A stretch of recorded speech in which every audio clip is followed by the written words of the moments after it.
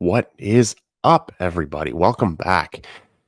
Today, we got some great stuff in store. Some stuff that's really going to help people, especially if they're finding that they're struggling to really make that transition from feeling like a gym owner and making that switch and that mindset change and actually how to do it and to make yourself feel like you're now a business owner because we get caught in a trap when we just feel like a gym owner. And I want to make a clear distinction. There's nothing wrong with being a gym owner except the fact that it just really narrows our thought process. When we can actually identify ourselves as a business owner, it gives us a much more holistic look at what we're trying to do long term for our business itself and not just the things that we try to work on specifically inside of it. So it gives us a much larger view of what we're trying to do, not just long term, but medium term, short term, all of it.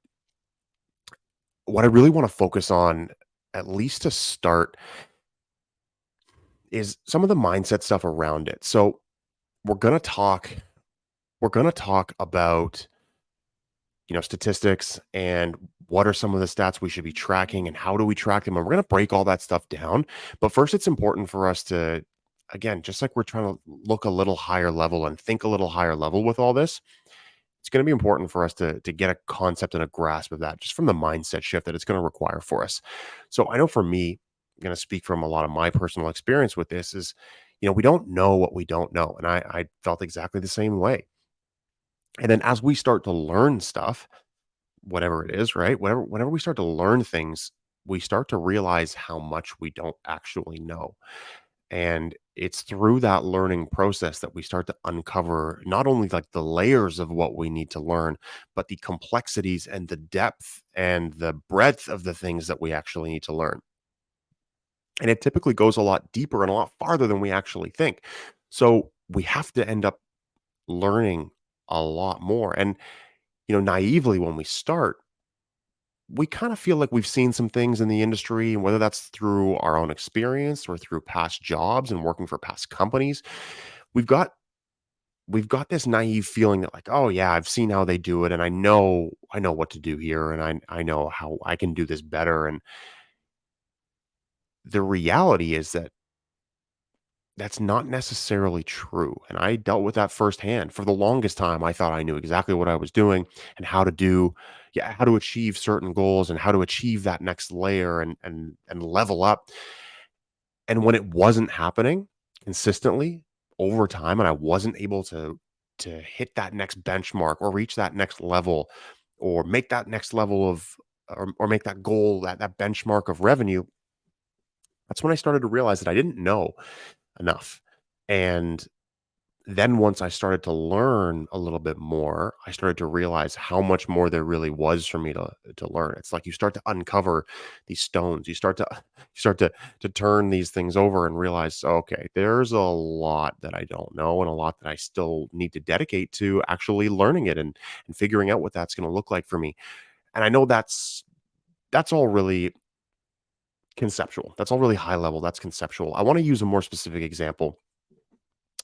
And I know this will resonate a lot with men in particular, but in my facility, half of what we do is martial arts. So half of what we do is strength and conditioning, and the other half is martial arts. And now, as a guy, we all, to some degree, kind of feel like we can fight. We know how to fight. We just, it's in our DNA. We know what we need to do. If we got in a fight, yeah, I'm big, I'm strong. I could handle myself. Everybody thinks they can fight until they actually start to learn what it's like to fight. And, if anybody's taken a boxing class or if anybody's gone to any different type of martial arts class, once you start to realize that you actually don't know what you're doing from a technique standpoint, let alone from a cardio and conditioning standpoint, but once you realize that, geez, I don't even know how to throw a punch, it starts to make you realize that there is a lot more to uncover and there's a lot more to learn. There's so much more to learn. And sometimes you don't even realize the depth of what you need to learn until you actually start that learning process. So it's one acute example where it's very easy for us to be like, yeah, I'm a guy, I'm a big guy. It's easy for me to fight. No problem. I can handle myself. And then once you start to actually realize what you don't know, it becomes this vast ocean now that you need to try and navigate. And I mean, the nice thing is once you get started and you do make that realization that you don't know enough or you don't know anything, that's the first step. That's breaking through to the first step of realizing, okay, I don't know it. And now I got to start to figure it out. And then you can seek out those avenues of figuring it out either on your own or seeking the advice and the expertise of a coach, somebody who has not only done it themselves, but somebody who has actually taught people before. And then you are now following a path that's outlined by somebody else. And that can help you actually learn faster and fast track your progress. And that's something that we can save for another conversation. But the focus here and the important thing to keep in mind is there's a lot of stuff that needs to be learned no matter what it is that you are dedicating yourself to learning. And it can be very naive of us, and as it's a trap we've all fallen into. We just think that we know it intrinsically. It's in our DNA. We can figure it out. We know how to do this. And of course we can figure things out on our own, but it just might take us exponentially longer than if we are following the guidance of somebody who has achieved that themselves, and they can speed up that process.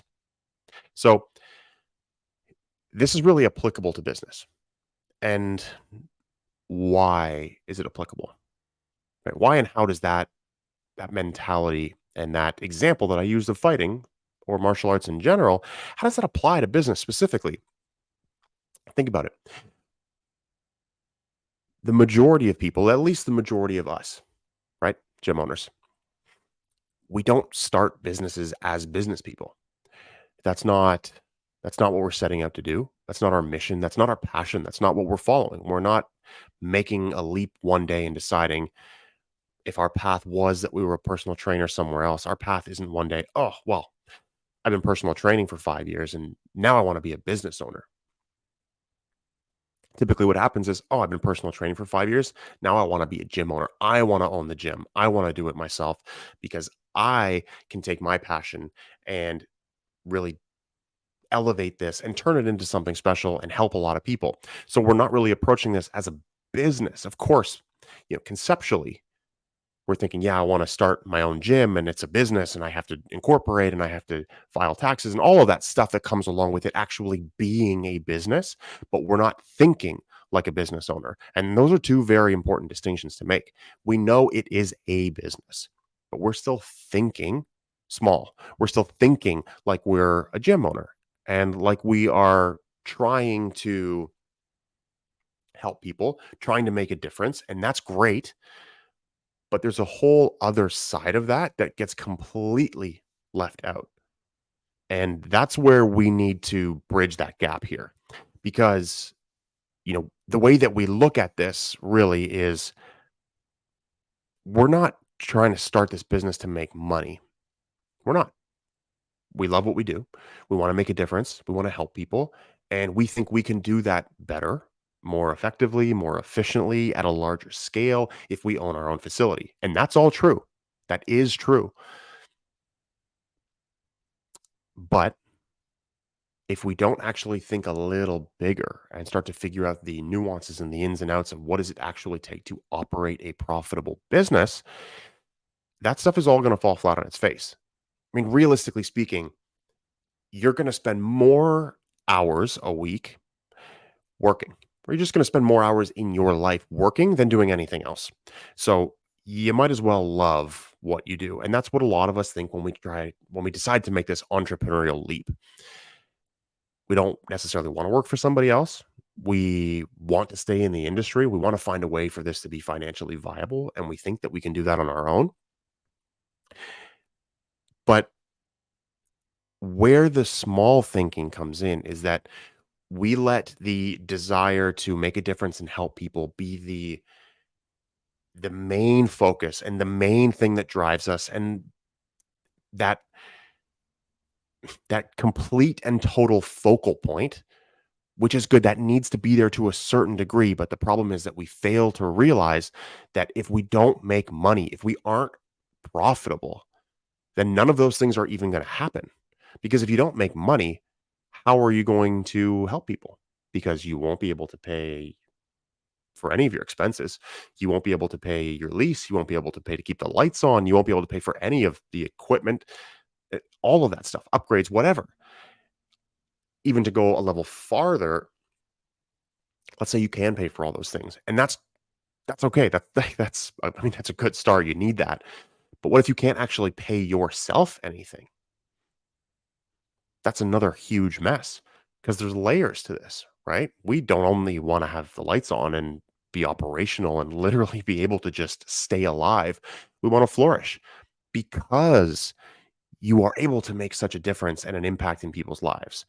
And the more money that you can make, the more that you can provide back into that business, the more that you can start offering elevated service, offering more services, like a variety of different services. You can bring in more trainers, you can add different revenue streams within your business. You can reinvest in that business because now you're making money. But again, if none of the money making happens, all of that other stuff is going to fall apart. So the problem is we get tunnel vision on those inner workings of our business. And we start to really fail to recognize the importance of the statistics. So on a day to day, we get focused on I need to train these people. I need to provide them with the best service. I need to get them the results. And yes, all of that stuff matters. It really does matter. And nothing that I'm going to say to you today is going to override the necessity to do all those things because everything that we will always talk about on the business side needs to be done. But so does providing an amazing service to your clients.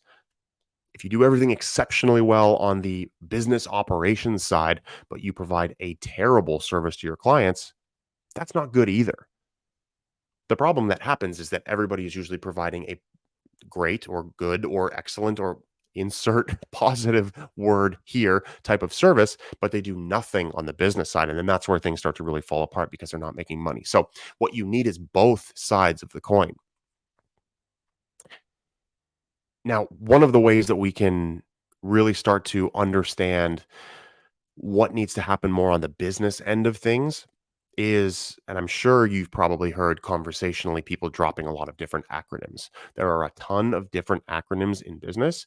Some will vary depending on, the specific little aspects of your business that you're focusing on.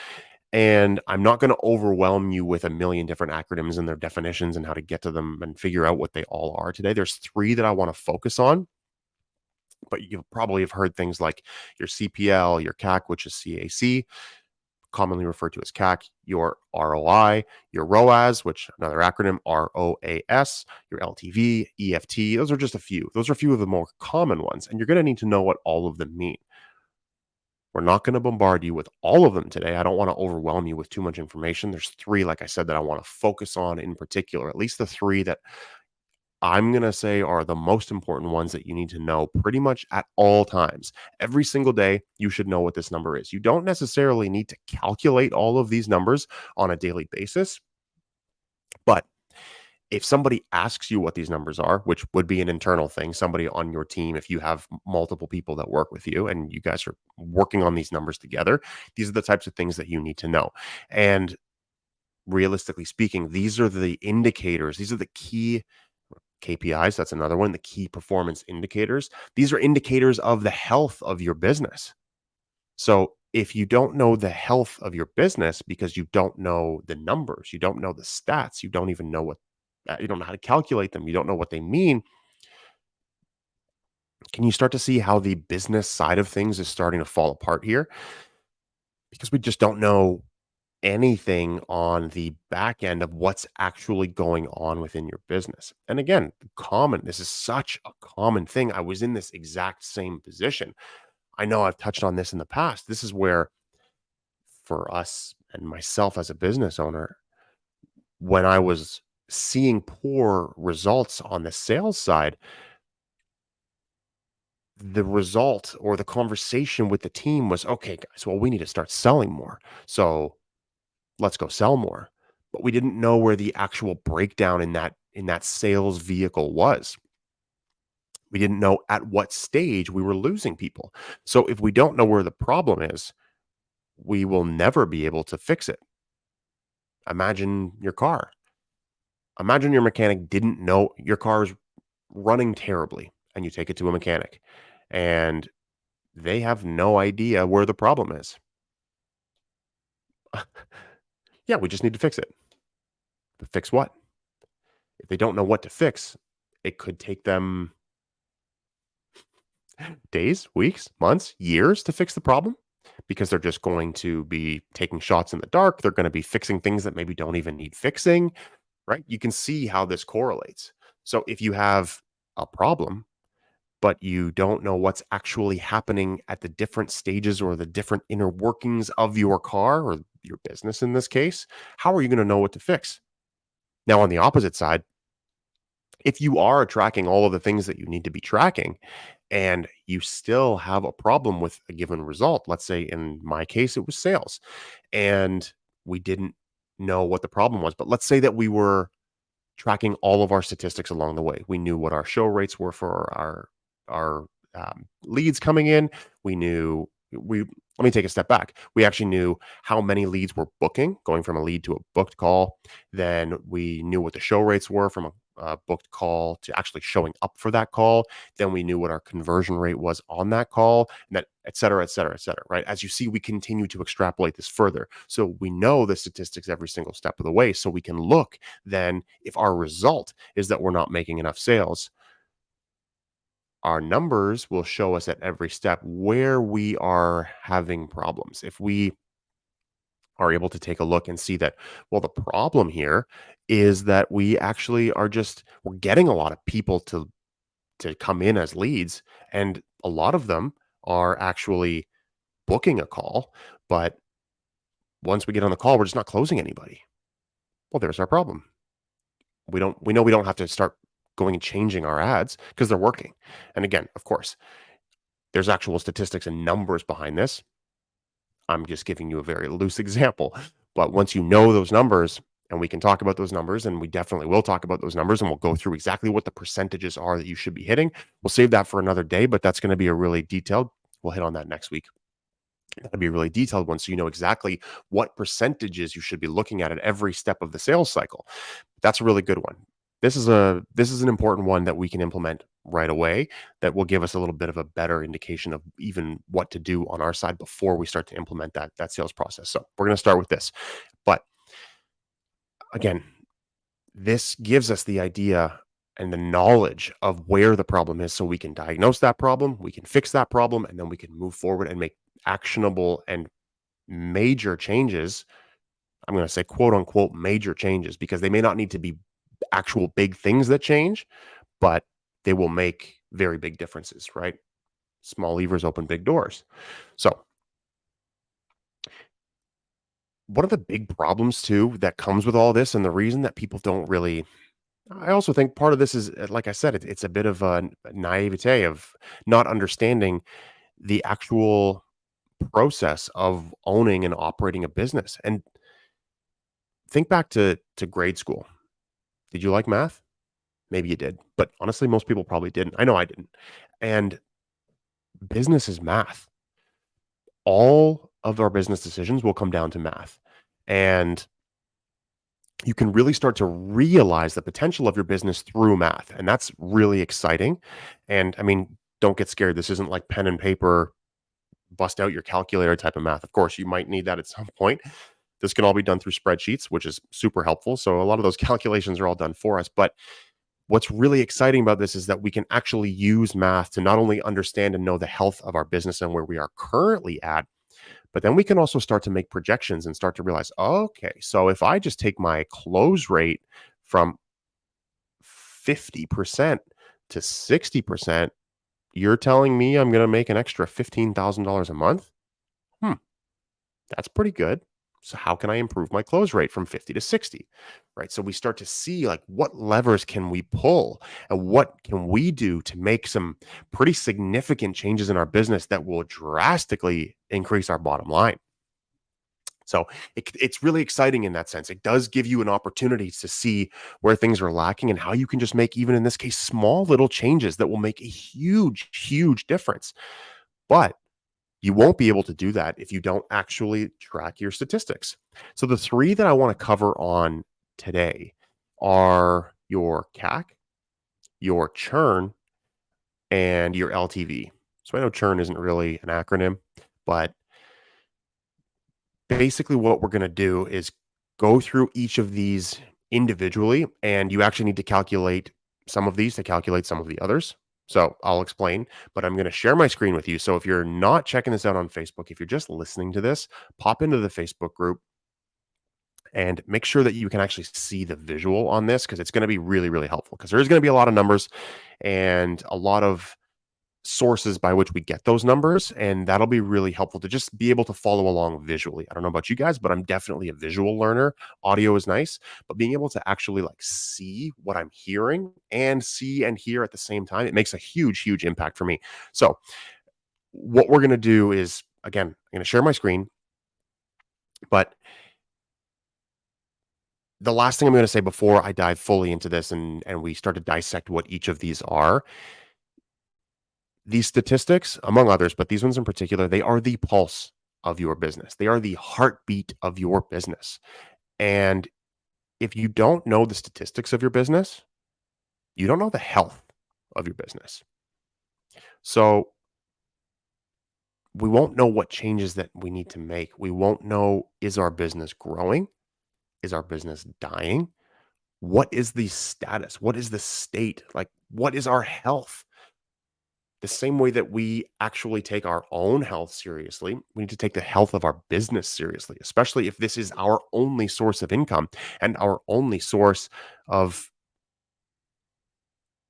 setting up our future, really giving us the life that we want to live. If there's a family that we need to support, kids, whatever, we need to understand the health of our business. And it is so imperative that we know this at all times. So, having said all of that, I'm going to share my screen. I'm going to dive into this and give you a quick little sense of what we're looking at. So we're going to start with our cost, our cost of acquisition. Okay. So CAC is an acronym, CAC, and it's customer acquisition cost. All right. Again, like I said, you may also sort of interchangeably hear this as cost of acquisition. Customer acquisition cost is probably a little bit more commonly used because it's just a little bit more descriptive. So this number, what this represents, this acronym, this number, this represents how much it costs you to acquire every single new customer. So what's nice about this is this literally, we can break down a number and know that if we spend this much money, we will have a new customer. And I'll explain a little bit about the beauty of this and why this number is so important in terms of actually acquiring customers, because there's a way to leverage this for us to basically have our own customer finance model where we can continue to leverage the money customers are giving us to get more and more and more customers. Okay. Now, that might sound incredibly powerful, and it is. And I'll explain how this works. So, basically, the way that we're going to calculate this is, just for reference, you don't see, well, there's a couple little dates that I've referenced here. Monthly ad spend, monthly advertising software spend, lead nurture spend, sales commission spend, right? Number of clients sold. So whatever you decide that you want that actual date range to be, I recommend doing this monthly, quarterly, and annual. The two most important there are monthly. And then at the end of the year, if you want to do a synopsis of how your business did over the course of the year, then do it annually. But this has to be done at the very least monthly. So the way that you calculate your cost of acquisition, your customer acquisition cost, is you're going to add these four values. You're going to add up your monthly ad spend, your monthly advertising software spend, your lead nurture spend that you spent that month, and any sales commission that you've paid out for that month. Then you're going to total that up. Then you're going to divide that by the number of clients you sold that month. All right. So let's look at an example. Now, for you, if you are a single, let's say you're a one man or one woman team here, and you're not paying out commissions, or you're not you're not adding on any additional softwares and things of that nature, then you don't need to worry too much about some of these numbers. You'll just place a zero there. But let's say you have at least one salesperson. So there's a bit of a bigger team here. So there's some extra stuff going on, some extra expenses involved in your actual sales process. Okay. So let's look at this example. Let's say you have $1,500 in ad spend this month. All right. So you're going to take 1,500. Your software spend, let's say you have $150 worth of software spend. Okay. You're going to add that. Let's say you paid out $250 in your lead nurture spend. Okay. Let's say you had an individual doing lead nurture and you paid them hourly. So they had, for the sake of simple math, they worked 25 hours and they got paid $10 an hour, 250 bucks. I know that's probably not the reality. I wish, but that's not the reality. So 25 hours, $10 an hour, you pay them $250 hourly. And then last but not least, they also earn themselves $500 of extra commission. So basically these numbers, this total here, 1,500 plus 150 plus 250 plus 500, that's all of the money that you spent directly into getting a new customer, right? And then in this example, so that's going to give you 2,400. Okay. Now, that 2,400 awarded you 15 new clients. So you spent 2,400, you got 15 new clients. So we're going to take 2,400, we're going to divide that by 15, and that gives us $160 of customer acquisition cost. Okay. So when we factor that in, when we do that math, what this means now is for every $160 that we spend, we'll get a new customer. Does that make sense? So every $160, we will be able to get a new customer. So what that means is that we can now adjust and we can adapt our advertising spend or any resources, any monetary resources that we're putting into advertising to know that, well, if I spend that much money, I'm going to get that back, right? I'm going to get that back because this is what it's going to cost me. It's going to cost me $160 to get that new person. So when we talk about getting that money back, how do we get that money back? The way that we want to do this is whatever offer that we have on the front end, and we'll talk offers. We'll go in a lot of detail about the different things that you can offer, how you should price them, the way that you sell them. We'll get into a lot of detail with that. But one thing that I want to hit on here before we go on with the rest of these stats is you need to make sure that the cash you're collecting from a sale is double, at least double what this value is. So if you're spending $160 to acquire a new customer, you want to make sure that when you sell a new customer, you are getting at least $320. Now, the reason for that is because what we want to do is we want to John Doe is a new client. John comes to us, we sell him on our front end program, and he pays $320. Fantastic. What we now do is he's giving us $320. 160 of that goes and pays for him to become our client. So now we're broken even, right? We spent 160, but he's paid us 320. So 160 of that covers his cost. We can now take that extra 160 that's left over and we can go get another customer. And this trend and this cycle will continue to repeat. And this is how you get customers to finance themselves. It's a customer finance model. So they are basically coming to you, paying for themselves, and they are paying for the next customer. This is how you acquire customers profitably and you don't lose money. Because what oftentimes happens is we get a new customer, right? And then let's say John, instead of paying us 320, he pays us 40 because of whatever. Our offer is broken. We're not selling the right thing, but he pays us 40 and he's now joined us. That's not to say that over time he isn't going to pay us more than that, because of course he probably will. But with our customer finance model that we just discussed, we're getting his money back and the money to get a new customer on day one. We're getting it right away. So there's no lag time there. We're never out of pocket and we're in a very good position. But let's just say, for argument's sake, he's paying us 40. And I know this is an extreme example, but he's paying us 40 bucks. We are now out of pocket the other 120. And we've paid 160 to get a new client. and we've been given 40 back. So technically we are negative 120 to acquire each and every client. So we're losing money by acquiring clients. And that will continue to rack up exponentially as we get more and more clients, which will put us in a very detrimental financial position. So, big takeaway here, obviously, besides the calculation itself. And if you guys want these calculations, just drop a little comment down below, right? Just say calculation in the comments down below, and I'll be sure to get that to you. So, beyond the calculation itself, remember, whatever your cost of acquisition is, once you figured out how to calculate that, which is available to you, make sure you're getting twice your cost back. Okay, let's keep moving.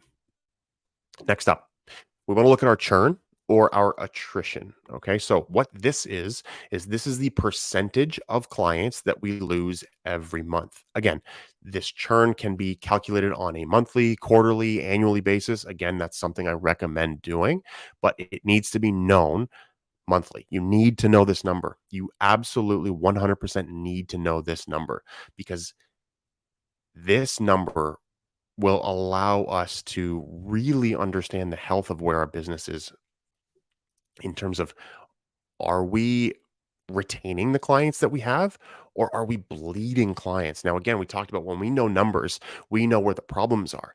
Let's say we don't have our churn number and we think everything's good. We think everybody's really happy, but we realize that, well, we have 20 clients and we have a 20% churn rate, which means we're going to lose 4 clients every single month.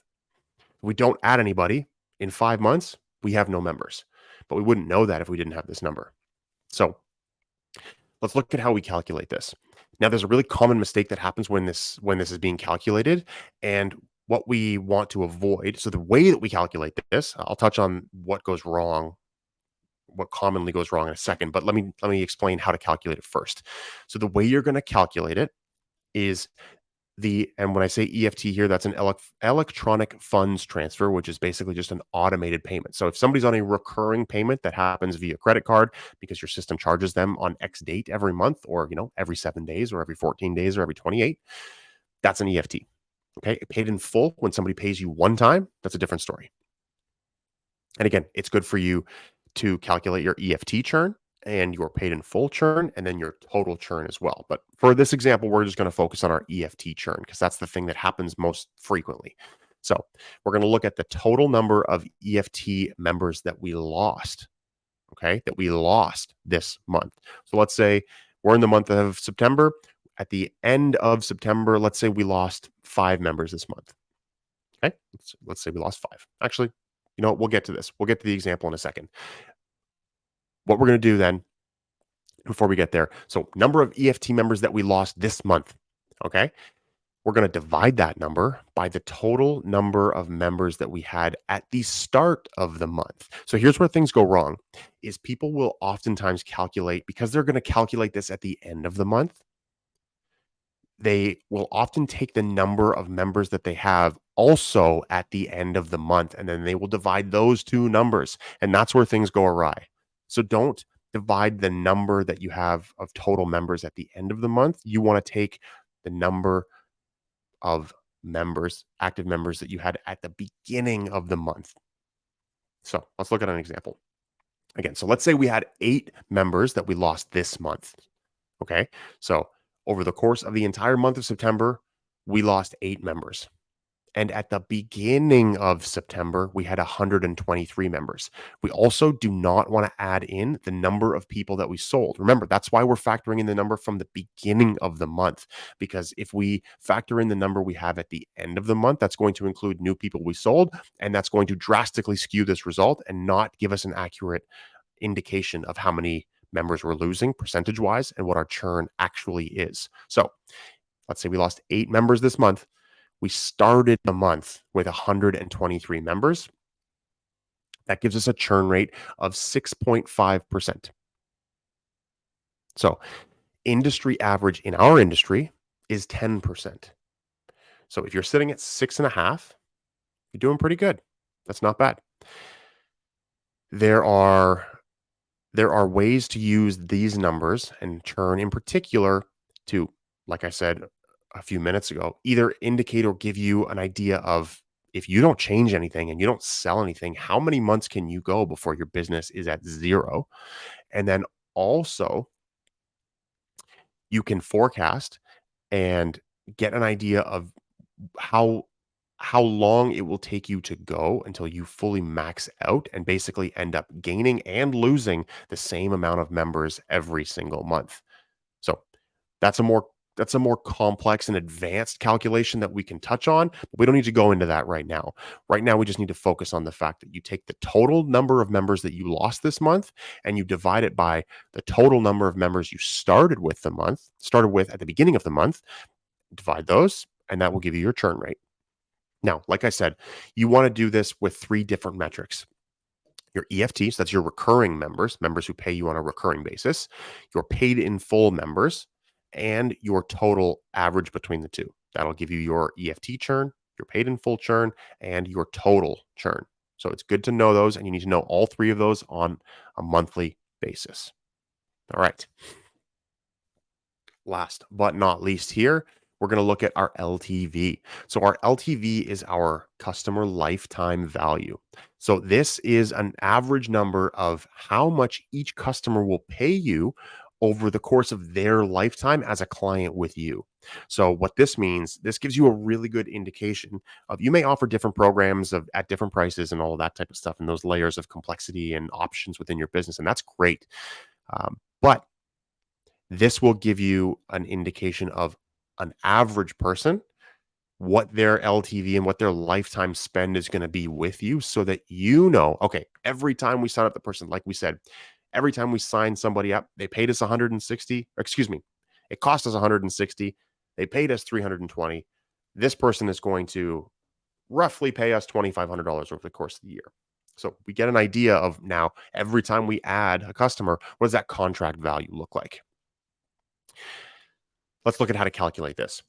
So what we're going to do is we're going to take our average front end cash collected. We're going to add that to our average monthly EFT amount, and we're going to divide that by our average monthly churn, which is what we just calculated. Now, there's a way to also calculate your average monthly EFT amount, which is something that we're going to need to do for this equation. So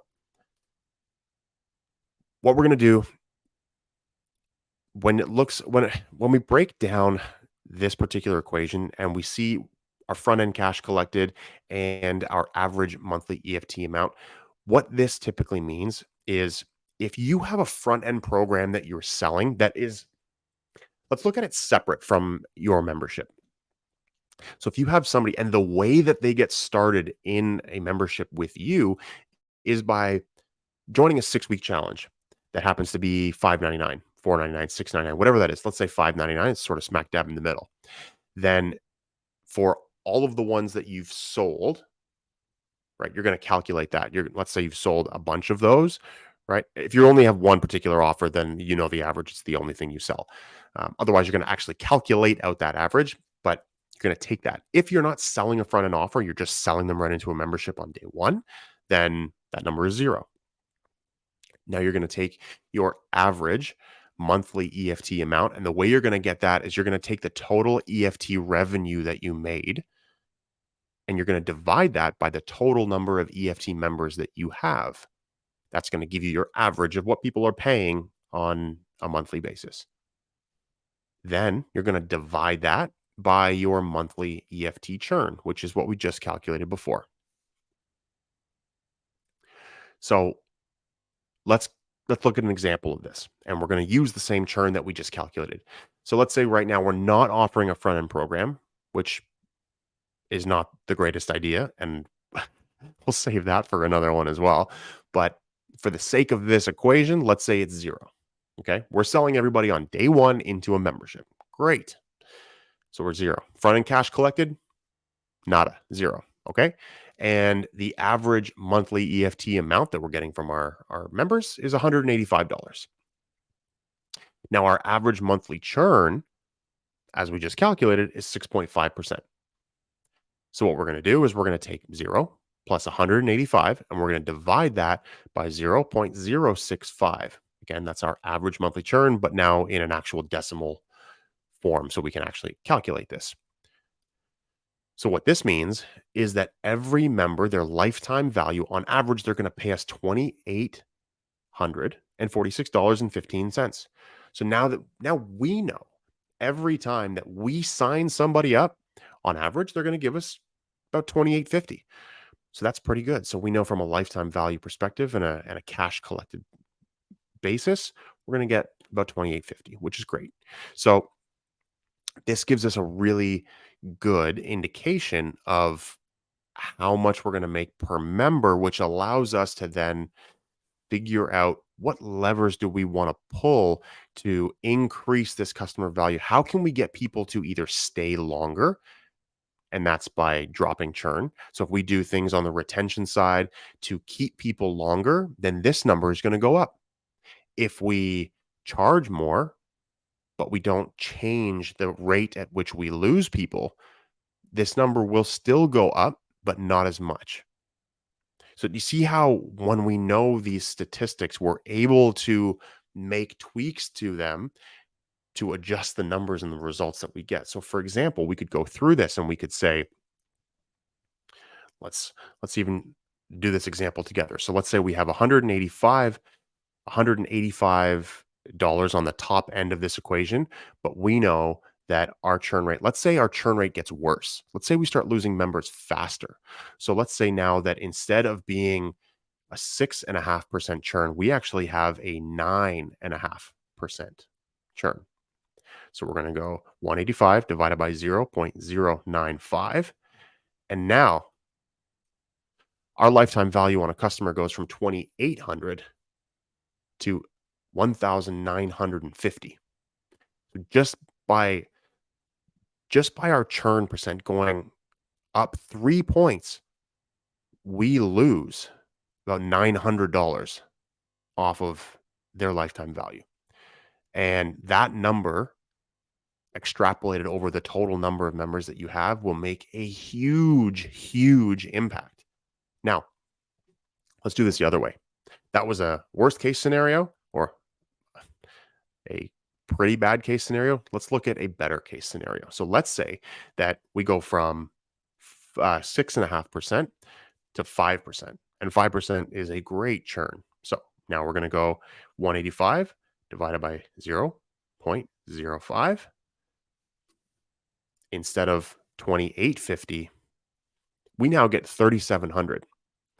So now, again, just by improving our retention systems, we're now adding another approximately $900 to each member's lifetime value. So now imagine that instead of losing $900, you're actually collecting an extra $900 per member. What will that do to your bottom line, right? Let's say we have 150 members. It's $555,000. So that's a huge impact, right? So even if we take that and we divide it, right? Like this is so impactful. Just by changing the way that we retain our members, it will immediately make a massive difference in the money that we're able to make and in the bottom line and the profit that we will now have. So I'm going to remove this screen share so you can start to see how much of a difference we can make, and we can calculate out just by knowing these numbers. So when you know the numbers, when you have the statistics, again, you can start to brainstorm all of the different ways that you can change things and exactly see what those results are going to be. So that allows us to make very impactful, not only changes, but also very impactful choices. So we can pick and choose exactly where we want to focus our efforts, because we know that if we hit a certain goal, if we take our churn from 6.5 to 5%, we're going to add an extra $900 of value for every person. That is huge. That's a huge difference. As opposed to if we didn't know those numbers, the conversation would be, oh, we got to stop losing people. The end. There would be nothing else to talk about because you wouldn't know what that means. Of course, we all know what let's not lose more people means. It means let's not lose more people. But we wouldn't understand the gravity of that situation. We wouldn't know how much we're actually losing. We wouldn't know how much money is not coming into our pocket just by making those changes. So can you see the difference that this makes? When you have numbers, you have information. And the information here is the health of our business. And we now will know what we need to do to improve its health or even just like skyrocket the health of the business. You could do all of these numbers and calculate everything out and be like, damn, our business is doing pretty well. And that's great because then you can start to figure out how to make the business do even better. Oftentimes, what happens is when we start to calculate these things out, we realize that we are really not doing as well as obviously we want to be doing, but also not nearly as well as we think we're doing. We are blind optimists, and that gets us into a lot of trouble. So we need to be able to calculate everything out because we can take measurable actions on things. So there's so much farther that we can dive into this, and we will. But for now, you now know how to calculate your cost of customer acquisition, your customer acquisition cost, your CAC, which is what people will typically call it, your churn, and your LTV. So, again, if you are listening to this, pop into the Facebook group, give this a watch. You'll get to see me share my screen. It'll be a lot more helpful for you to be able to go through these calculations with me and really see what I'm doing and how I'm breaking this down. Again, learning visually is going to really allow this stuff to sink in. Drop calculate down in the comments below, and I'll get a quick little spreadsheet over to you, or you can actually calculate the health of your business with these three statistics all built out for you. And I will see you guys next week. Thanks for popping in.